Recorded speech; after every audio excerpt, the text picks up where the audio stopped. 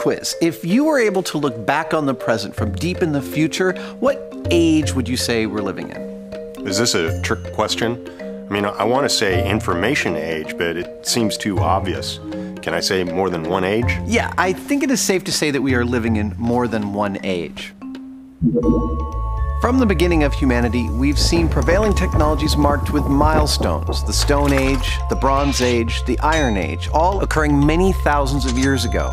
Man's mastery of these materials has defined us. But by that metric, the last couple of hundred years have seen a flurry of ages. The Steam Age, the Industrial Age, the Atomic Age, the Television Age, the Space Age, to name but a few. But those are not the answers I was looking for. Is that a clue? Yes, it is. I think that this age could be classified as the Glass Age. That's not what I was thinking. I know.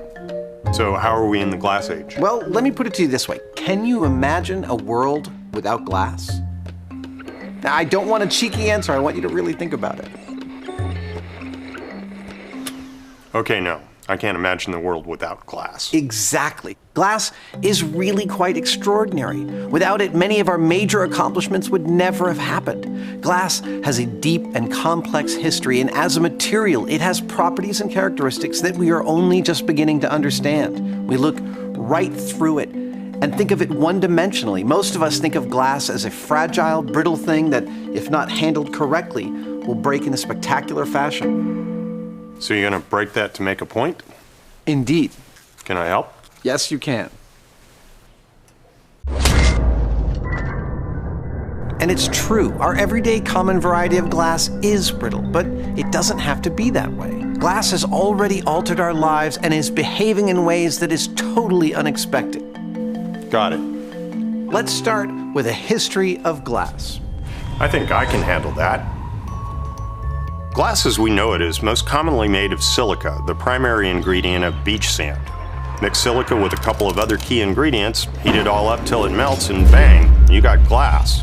Humans have been making glass since ancient times, starting with beads, vessels, and ceremonial accoutrements. Glass-making techniques spread out from Mesopotamia, culture to culture, changing in incremental ways for much of the last 4,500 years or so. The Romans even had glass windows on their important buildings as early as the 1st century AD. Glassblowing was discovered around that time, and soon inexpensive and ubiquitous glass became one of the hallmarks of the Roman Empire. But no period has seen such growth in the development of glass technologies as in the last 150 years. We've been able to unlock the secrets of glass in ways that would have seemed like magic to our forebears.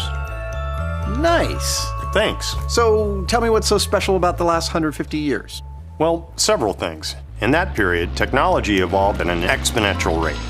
With that came tools and processes that enabled advancement across all material sciences. The leader in glass material science was, and still is, an upstate New York glass company that started out in the mid-1800s, Corning Incorporated.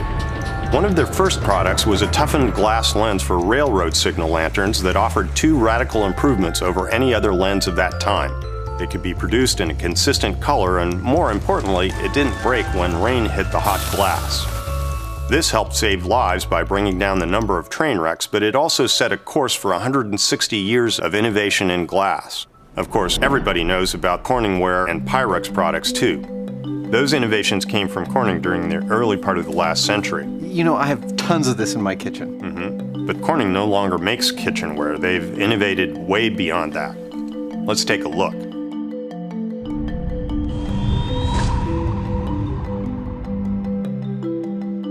We'll start with this. Ah, optical fiber.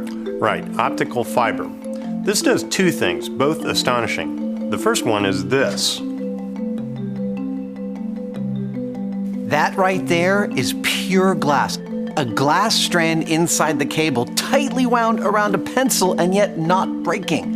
When you stop and think about it, that is a mind bender. Okay, what's the second thing? Well, it's the way the light moves through the glass. When the glass is bent this way, you'd expect light to leak out and get weaker and corrupt the data that it carries. But that's not happening. Nearly all the light entering this optical fiber is coming out the other end. So it has a low attenuation? Yeah, exactly. Very low. In the late 1960s, Corning figured out how to limit the attenuation or loss of light as it travels through fiber, even when that fiber is bent. Nice. This discovery led to the practical use of fiber as a medium for voice and data communications over great distances, ushering in an era of low-cost, high-bandwidth communications and ultimately the internet as we know it. Wow, so just how much data can these optical fibers carry? This video playing back right here is sucking in data at around 20 gigabits per second. That is a lot of data. Yeah, this is ultra high definition raw video, but even in this case, the optical fiber is not anywhere near capacity. The bottlenecks are here and here, not here. The practical limit of data transport over optical fiber keeps increasing. Using today's technology, it's possible to transport more than 1 million gigabits per second, about a petabit. That'd be like downloading 17,000 high-definition movies from Netflix in a single second. That's amazing. Okay, tell me about this stuff. Well, obviously it's an optical fiber as well, but instead of sending light through one end and out the other, it emits light throughout its entire length. Cool. What's it good for? I have no idea. Okay, so I was able to seriously bend a strand of glass. Didn't break. But what do you think's going to happen when I try to bend a pane of glass? Rhetorical question. Check this out.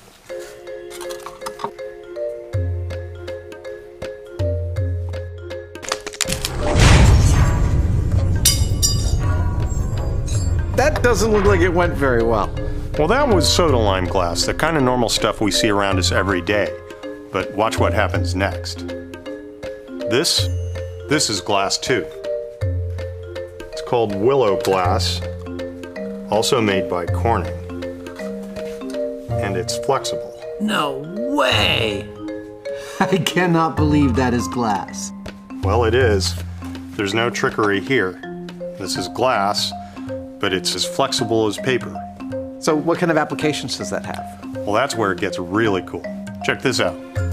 All right, it looks like a piece of stainless steel. And what is this, willow glass bonded to one side as a scratch-resistant coating? Yep.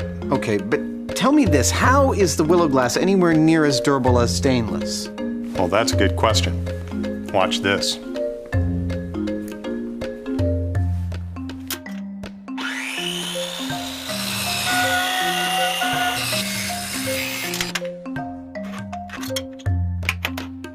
That is amazing! I cannot believe that the blade did not shatter the glass. It didn't. And that's just half the story.